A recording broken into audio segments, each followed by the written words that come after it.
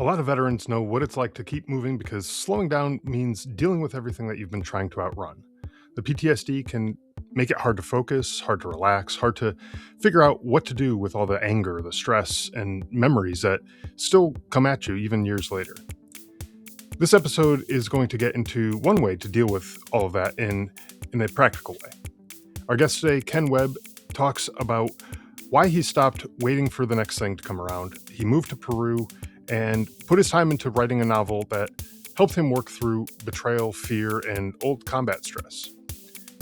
In this episode, you'll hear how he gave himself structure again, why reading and writing helped him stay focused, and why creating something with your own hands can give you a sense of purpose when you need one. But before we get into this episode, I want to take a moment to raise awareness for something that's deeply important to our community, the Global War on Terrorism Memorial Foundation. This organization is working to build a permanent national memorial in Washington, D.C. to honor the service members, families, and civilians who are impacted by the global war on terrorism. This memorial will be both a tribute to those who served and a way to ensure that their sacrifices are recognized and remembered for generations to come. If you'd like to learn more or find out how you can support their mission, visit gwatmemorialfoundation.org. Now, let's get into today's episode.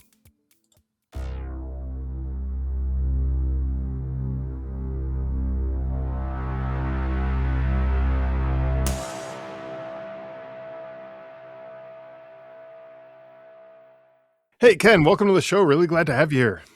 Thanks for having me.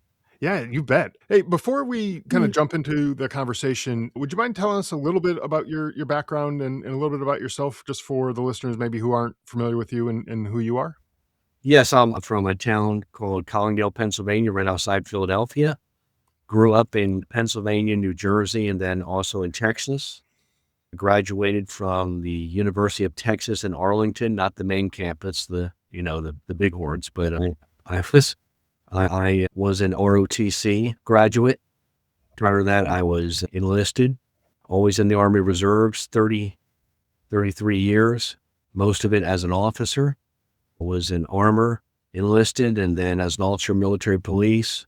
I had a hard time, but I did branch transfer to military intelligence. I have some combat deployments in Kosovo, Iraq, and then Afghanistan, and then back to Iraq at the embassy in Baghdad, Iraq, and going under the State Department, even though I was Army on a diplomatic mission, couldn't carry a firearm. Oh. So I also I'm retired from the Army Reserves. I'm also retired from American Airlines. And I did about 7 months as a Department of Defense contractor in Kuwait, doing some intelligence. I'm living down in the Miraflores district of Lima, Peru. It's on the coast. Picture California, Santa Barbara, someplace like that. Also had the earthquake, but right now it's nice and warm here, and I know it's cold up there. Yeah. I mean, if people like, you suck. I don't want to hear that. Yeah, the time we're recording, just for the listeners here, this is the end of January. This is around the time period when everyone is getting snowed in and everything around the country. I'm in Arizona right now, so it's nice and sunny and warm here. So it could be icy there though, but maybe not. Well, certain places, but I'm down in the Phoenix area. It's nice and warm here, so I don't really have to worry about it. Okay, so yeah. No, my friend earlier today said, he was showing me the weather report there. He said, "Yeah, I know you're in you're down in Miraflores near Peru." He said, "F you," but he didn't say F. He wrote, he said, I don't want to hear it. Don't tell me how wonderful it is. I don't want to know. Yeah. So, yeah, I'm down here now, and it's, I have some PTSD, but I came down here and I was waiting on another contracting job. And when the time came up, I was like, look, I waited 3 months on you guys. And you want me to go back to the United States to go work over in Australia, Ayers Rock area. And, I'm going to be working in a building with no windows, 12-hour shifts, and then go 12 to midnight, 12 to midnight, midnight to 12, midnight to 12, and then 4 days off. And in really hot environment, I've researched this. And, at that time, I was already in my mid 50s, and I knew people were dying from heart attacks, some from cancer. And I was like, I'm going to live my life. Yeah. So I'm going to study Spanish. I'm going to continue studying it down here. I want to get fluent. So I'm building my resume. I want to write that novel I've always wanted to write, and I'd already started writing it. And then, I want to get my doctorate. And then at my age, now it's February, I'll be 57. I was thinking I was going to go to Texas A&M University and really thinking it over. I don't want to look for a parking space. I'm not going to go to football games. I don't want to bunch of 20 and, young 30-year-olds, 32-year-olds say, what's grandpa doing in our class? So Right. I'm just going to do it online, continue to study Spanish. And I do have PTSD. I'm Yeah. 100% by the VA, and 50% of that is PTSD. And this is good for me down here. Just that it could be frustrating. If I was working here, I don't think this would be good for my PTSD Hmm. because the traffic is atrocious. And the way that they view time is different here. Sure. It's just kind of like, 8 o'clock. Well, you show up maybe 8:20, 8:30. Yeah. I don't know that they're necessarily that way when they work, but at a social event, you can't show up before the event. Me, I'm showing up 10 minutes early. So now I've learned to just wait until it's actual time for the event and then ring the doorbell. Yeah. But and really it's less stressful for me because my US dollar goes further. But Sure. where you will see my stress PTSD coming out is when the people lay on their horns. And I say, Mhm. look, what's wrong with you? The light's red. What are you accomplishing why are you honking? Right. And so I'm enjoying it here. I pride myself in being able to express myself well in English. Hmm. And when I can't do that in Spanish, which I obviously can't, it's frustrating to me. I'm alone down here. I don't have a very big family in the United States. So there's almost none of us left. And so I know it's survival. I made connections down here with the expat community, make sure people know me. Hmm. Well, and it seems like, so you found a place that kind of works for you for the kind of stage of life that you're in, the lifestyle that you're trying to live and everything. And it's, a nice place. It's, you feel safe and comfortable there. Obviously the language is an issue, but that's something that you're working on. I think the language side of things, as you were talking, it kind of gave me the idea that you're probably distracting yourself enough as you're learning the new language that, all that other noise that maybe might be going on in your head might be enough to kind of distract It, yourself from it that. is great. I mean, I was raised, kind of an interesting childhood. Mother married 5 times and had some really good grandparents. Her grandparents were really good and very integral in my life. As a matter of fact, my book is dedicated to my grandmother. They had told her, we're sorry, your grandson is mildly retarded and he'll never learn how to read. And she knew that wasn't true. She said, well, my retarded grandson could do multiplication tables in his head when he was 5 years Right. old. And the point to make sure that she taught me to read. Mhm. So, thanks to her, now I've read hundreds of books. I don't even know how many, Sure. but I love to read. I love to write.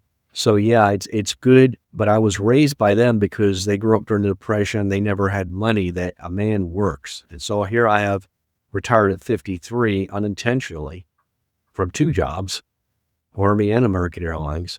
And, I'm like, well, a man can work, but it's not necessarily that the man is earning money. So I treated my book like a job. Mhm. I don't think I'll ever get the money back that I spent on the book, Sure. but that's okay. And, a doctorate, master's degree, anything, that could be work, Mhm. helping to raise your grandkids or something. I don't have any children, but helping to raise your grandkids, that is work, Yep. legitimate work. I volunteer at the church I go to. I Mhm. get up, the guy that gets up to make sure that they have pots of coffee in the morning, big things of coffee, gets all the cake, cuts it up, sets everything up, and I clean it up afterwards and I wash the dishes. So, I'm keeping myself busy. So you're absolutely right. The idea is to keep yourself busy. Now it could be bad when you use it as a form of procrastination. I don't want to deal with the problem, so I'm going to make up all these other things that I need to do before this can happen. Sure. But when you use it as something where like, because I'm a Christian and I was thinking, I'm allowing myself to get depressed, about something, a relationship. I had a relationship with a girl here and I was like, that's not what God wants for me. He doesn't want me to be miserable. Mhm. So I'm using this time and it's like paralysis. I was an analyst in the Army, paralysis by analysis, and get yourself in a loop. And Yep. it's really counterproductive. It's very unhealthy because it's not one you can get out of. You can't change the past.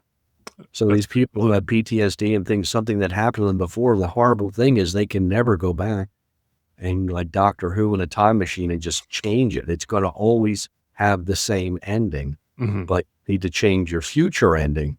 And I like to be able to finish every day. And if nothing else, I'm going to read. If nothing else, I'm going to read. And I read the same type of novels. I wrote a novel that was fiction, or novel is fiction, but a crime drama, action thriller. Everybody in the novel was based on somebody I personally know. Okay. So everybody who speaks in the novel is based on somebody I know. There's some characters, some guy walking on the street. I don't worry about that. But person speaks, it's based, and in a very few cases, I took several people and incorporated in person. But for most of them, like if these people were to read the novel, they, hey, that's me, and I might make them a bad person or something like that. And that's not like them necessarily, but with their attributes, the things they do, some of their quirks. And, just to keep yourself busy, to do things productive. I looked at percentages, how many people write a novel, how many people say they're going to write a novel? Well, a lot of people say that. How many people get to the first draft? Yeah, very small. And then how many to publish?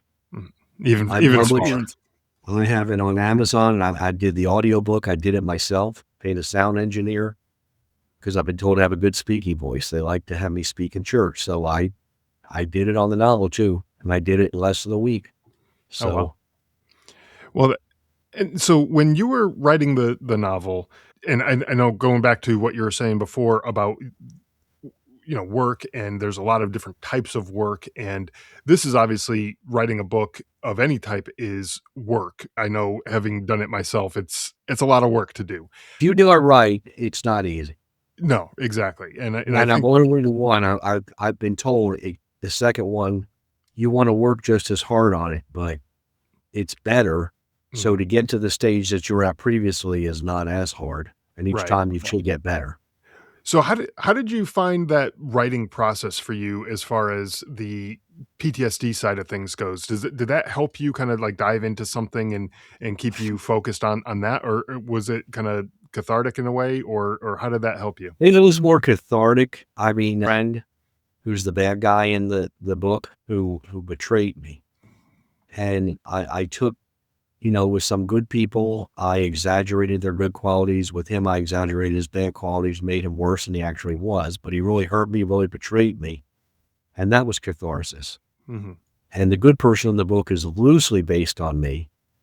He happened to be in Kosovo, Iraq, and Afghanistan the exact same time as me, the exact same rank, same birthday as me, mother who lives in the same town, dog with the same name, a Kona Blue Ford Mustang 2012 5.0, just like I had, manual, likes to play chess, all the quirks I have. The only one difference is that he's a computer genius, which I'm not. The same type of firearm, the Browning high power that I like, the pistol I like, and it was cathartic because it was like I was fixing this problem somehow and growing through it. And, you look at, as I said, I love to read, and I used to like to read the shoot 'em up, bang 'em up thing, the James Bond thing, Ian Fleming. Now I like psychological thrillers more, and not even something as much as Tom Clancy, because that's a lot of action, or James Patterson, more like the Johnny Le Carre. And he's more talking about, he certainly doesn't paint the East very well, but the West, he's critical of the West as well. He's critical, he's skeptical of human nature. And it's kind of an investigation, and the hero in the novel, I won't give it away too much, but he's not entirely innocent. He's got some skeletons in his closet he's running from, and I think that's reality. When you look at these people, you look at military or anything, you're going to pull up some of these Medal of Honor winners, things like that. They're not going to be, as pure as a piece of paper. They're going to have some names in there.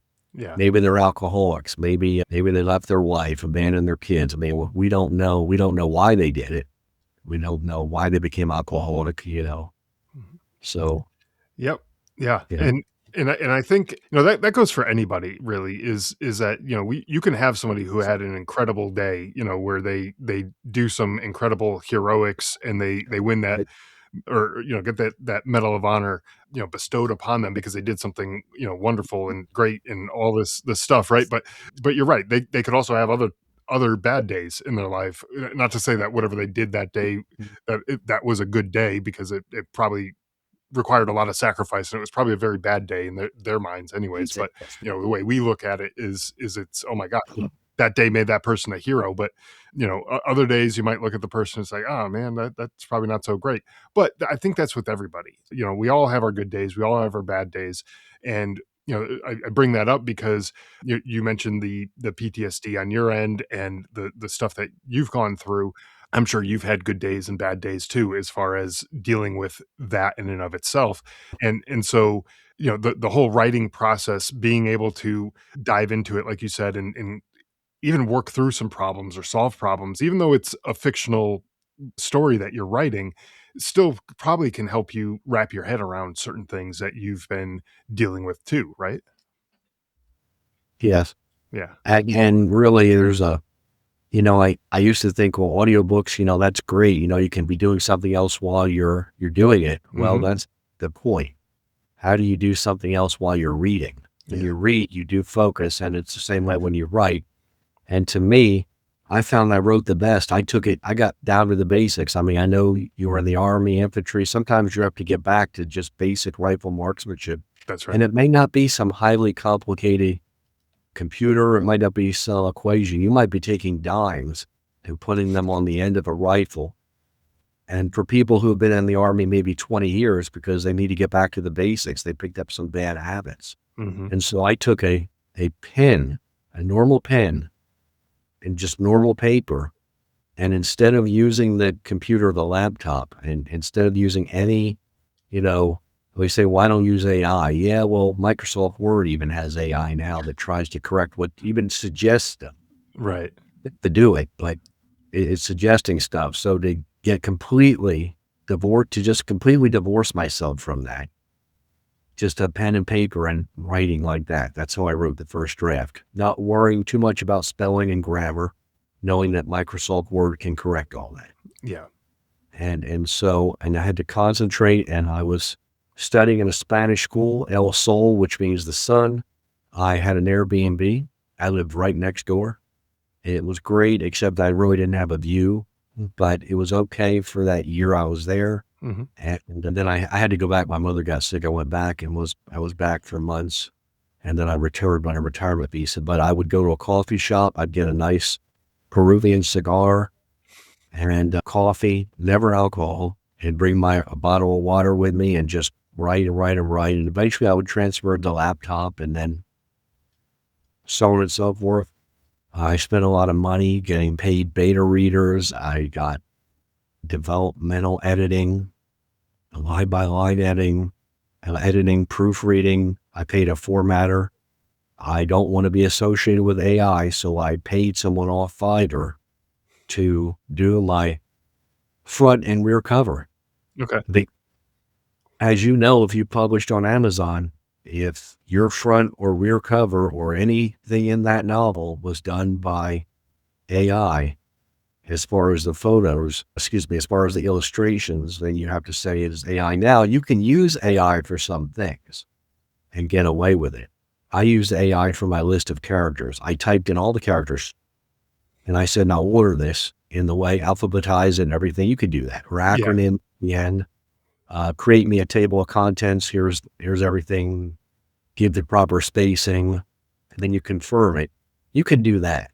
Sure. But I mean, for the writing and stuff, you have to be real careful with these suggestions that they give. And ultimately, it's not better.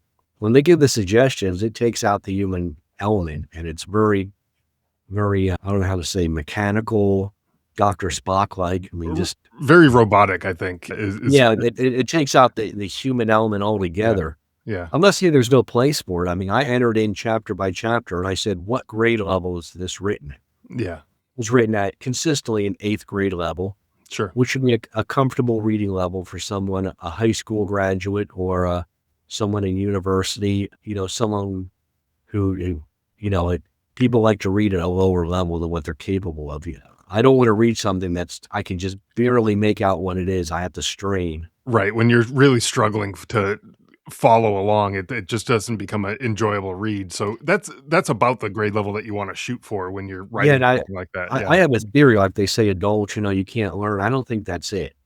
I think we can learn. I just think that learning is work. Yeah, I remember learning to read, learning math, and learning all these things was work, and people want to just be in their comfort level. yeah. So I think you can do it. I think, and anybody listening, if you want to become an author later in life, you can do it. Mhm. But I waited till I had a pension. I waited till I had a pension, and then it's like, yeah, it didn't make a lot of money. Oh, okay. Yeah. Well, and I think that's something, that I wanted to get across too with the listeners is that, I think everybody at some point or another is gonna have a story to tell, whether it's their own personal story or they've, created a story, a fictional story in their head, and they have stuff that they want to get out there. These days, it's easier than ever to be able to write a book. Like you mentioned Amazon publishing, it's a lot easier than it was, 20, 30 plus years ago when you had to go to a publisher and You get it had to get a approved and publisher. Now you can publish yourself. So you exactly. literally you're publishing yourself. You could literally publish Post-it notes Yeah, yeah, if you wanted to. yep, So writing a novel, some people might be out there saying, well, it's not hard to write a novel at all. Well, I guess my question to them would be, what quality is the novel you've written? sure. Yeah, Because if yeah, your novel flows, if it has a true beginning and an end, if it keeps people's attention, if it's consistent, if you have a table of contents, if you have a list of characters, I even put footnotes in my novel. If you have acronyms, if the dates are correct, my novel mhm, took place 2014 and 2015. sure. And it has flashbacks to Afghanistan, which I was there 2009 and 10. We lost a soldier in the Tangi Valley, and there is a fight that happens in the Tangi Valley. But that wasn't the same soldier wasn't lost and all that. But Yeah, some sure. things might be familiar with. Well, even that you just mentioned, I'm sure that was beneficial to you in some way to kind of go back and kind of process through some of those thoughts and those memories that you had from that incident, even though it's not exactly what had been written about in your book, but you probably still went back and relived a little bit of It, that, right? I did go back and relive some of it, the stress we were under. Yeah. Honestly, I remember going to Iraq in 2003, you know, with the war, getting ready to kick off. And I was scared. We were going into month level 4, for chemical. And we thought Saddam was going to use nerve gas on us and Patriot stopped hitting things out and going into month 4, getting out, going on, get out, Mhm. on out, on out, on out, on out. And it was very stressful. And I remember being scared, very, very afraid. I mean, people say, "Oh, no, I wasn't afraid." Well, I was. I can only speak for myself. That when they showed us what they did to I think it was a mouse, we drop a little bit of nerve agent in there, and they're saying this could get on us. Yeah, I was scared. Yeah, yeah. I wasn't anxious. I wasn't, just hesitant but afraid. I was scared. Mhm. Yeah, and that's a normal reaction too, and other people, they may not have the same reaction. They might have the same reaction, but not say that they did, and so, there's all sorts of different ways that people handle it, but, you know, having those reactions, perfectly normal, perfectly natural. There's, nothing wrong with it. But I think it's a matter of, what you do with that and, how you move through. Do you freeze and not do anything, or do you kind of push through and figure your way through it? And, there's a lot of different ways that people handle things, but, it's really just a matter of your own mindset and how you're able to handle that, and then how you handle it after the fact too, because, it's one thing living in the moment. You can't really change it. You can't take the missiles out of the sky. You can't take whatever is going on. But then afterwards, you live through something that's relatively traumatic. how do you deal with that, and how do you move forward from that? And that's, a hard thing for a lot of people to be able to do that. But we've we've talked about the book a little bit, yeah, just kind of in high level detail, not, kind of like some of the characters, who they're based on, and that type of thing. But I also want to give you a chance to tell folks what the book's about, and what they can, where obviously you said you can get it on Amazon. Well, I want to give you that chance to talk a little bit about the book too, because I'm sure there might be some readers out there who are, interested in the, like a crime drama type novel, and they want to know a little bit more about it too. You mind give us just a little bit of rundown on what the book's all about? Absolutely. Here it is, Trapped in Deception. It's by me, Ken Webb, with two B's, and it is a crime drama taking place 2014, 2015, Dallas, Fort Worth, Texas, Miraflores, Lima, Peru, where I'm at now, and Huancayo, Peru. And if any listener has not heard of that, don't be surprised and don't feel bad, because that is not even a touristy place for anybody except for other Peruvians. You don't even meet, I didn't meet people there from Chile. I didn't meet people there from Argentina, just Peru. People were staring at me. I was the only gringo around for 4 days. And the way the crime happens, this person is the chief financial officer, robs a bank, but not with a pistol. He steals funds, sends them to the Caribbean and other places, also steals a cryptocurrency key.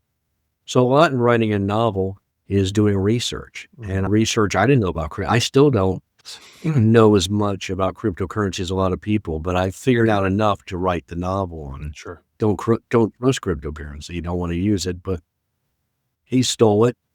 And then he does a familiar thing. He fakes his own death, comes down to Miraflores. He's a person, one of those people who can never get enough. And even though he stole millions of dollars, he's going to plan a gold robbery on Cajamarca, which is the gold mine down here, which I believe was more active back in 2014 and 15. Maybe not as much now, but he goes to the church. He's pretending to be a missionary there with the church. He rents the church, and he can't get into the cryptocurrency key. And the bank that he stole the money from, the CEO of the bank, was using that money to gamble illegally. And so they don't want to go to the police. The CEO says, no, we can't go to the police, and this is why. So they go to the head of security, has a nephew who works for an organization called Silent Wolf, which is basically like a Blackwater triple canopy type organization with a lot of former special operators who work for them. And even this, they're going to do it off the books with his nephew's going to do it with another person, but they don't really have an in. They don't know where the bad guy, whose name Sean Larson, really is. But Sean Larson reaches out to his former friend, Eddie Lutt, based on me, minus the computer expertise. Remember this friend who had betrayed me? And he's like, hey, I'll give you an all-expense trip to Peru, and, pay you very well. And Eddie turns him down. But he had been in Afghanistan, worked a little bit with special forces. So he told his friend about this. His friend had some friends in Tampa, and as you know, that's where SOCOM is at. And so then they're like, they find out what's going on, or they encourage him to go ahead and take the mission, and they're going to pay him. So he starts working for Silent Wolf on a contractor basis, just a one-time thing. Quits his job with the airlines, but he has to get trained up. And he by the way, he shot a very important person with the Taliban over in Afghanistan, Eddie Lutt did. However, it was a negligent discharge. He should have been reprimanded for it, but it was a negligent discharge, so he got a Bronze Star for it. And so he's faking it. He's faking it, so he's not innocent in all this. And so he goes down, and it's all about the struggles he goes through. And then I put plus in there, like I put things in there that will allow me to write other things in the series. Sure. And then drug involved, there's other computer experts, and it's all about I don't want to say coming of age, but it's different. The reason I say John le Carre, his heroes sometimes are not in their 20s or 30s. And in this case, the hero of the book is 46, the other guy's 47. Not unheard of, but a little out of the ordinary. They want a young, good-looking guy, and Eddie is neither one. And the bad guy is a lot better looking, good talker, just like my friend. Sure. Able to charm people, able to trick people. And the person I know, my former friend, he was like that. I know you are not in Texas, are you? No. Okay. He used to dress up. He lived in the Dallas-Fort Worth area. He would dress up, drive down to Austin. He was doing wedding crashing, funeral crashing, to meet people, eat food, drink alcohol. Lived in Minden, Nevada. Got a cell phone number from San Francisco. Would drive there on the weekend, set up a date with a dating site, rent a room, had the women thinking he lived there. Just a con artist. Sure. Yeah, a true con artist. So that the novel is about the frustration in, maybe not PTSD, but about dealing with some of the of a gaslighter, psychological frustrations of a gaslighter, someone Okay. who is not a pathological liar, because pathological liars have to lie. And he doesn't have to lie, but he lies. He doesn't mind lying, but he lies when it suits him, whenever it will further his own ends. Yeah. Yeah. Yeah. So, okay. So for the listeners, got a little bit of a rundown of the book, and, especially if you're, dealing with somebody in your life who's in that gaslighting phase, or, constant lying and things like that, that might be something interesting to you to kind of get some perspective on how that was handled. But, so that's, thanks for, giving us a little background on the book. For any of the listeners maybe who are considering writing a story, whether it's a novel or their own personal stories, or anything like that. And do you have any advice for anyone who's considering jumping into that? Yes, I would say start writing. Don't worry about throwing it out, saying this is no good. Now I changed my mind. I would say just do it. Just get in there, do it. Just like that commercial, just do it. Just Right. get in there, start writing, figure out what you want to write about. I wrote because it was catharsis. I wanted to get it out. Sure. I had a story to tell. And now that the story's been told, the follow-on books will be easier and harder. They'll be easier because now I know the process for writing, but I've told my story in this book. And now it will just be building on what was told in there, but it will no longer be as much from my personal experiences. Because, we're talking about there are texts in the novel and emails in the novel that were real. And I just changed the names, changed the dates.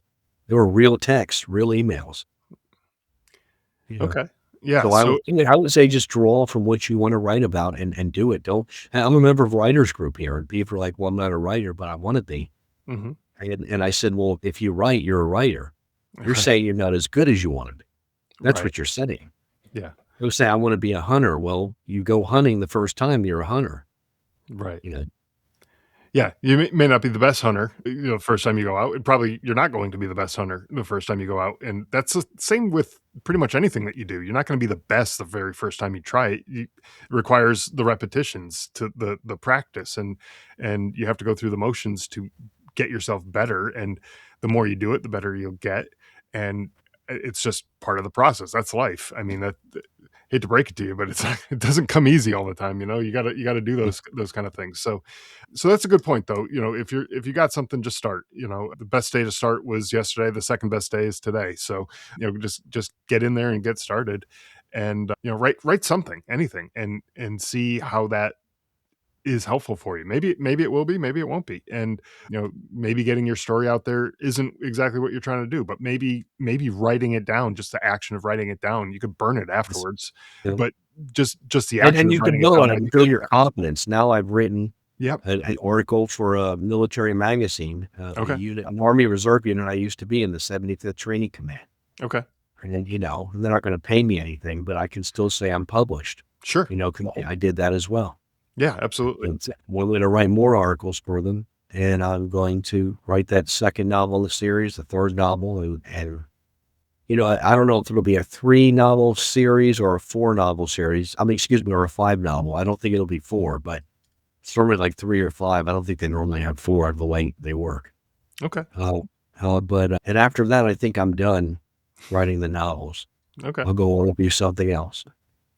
Yeah, well, and that's the thing too is just because you do that, you don't have to be forced into that, and that's all you can do. You can have other interests as well. Maybe you want to learn how to play the guitar, or something. You can find other things that you can do that are similar types of work, or something completely different, and you can do those things until they no longer suit you, and you can continue evolving and moving on from that. And I think that's kind of the one of the takeaways for the listeners here is you don't need to just be stuck on one thing. You can try lots of different things, and some are going to be more effective for you than others, and some are not going to be helpful for you at all. And you might say, you know what, I tried this and I hate it. It sucks, and let's move on to the next thing.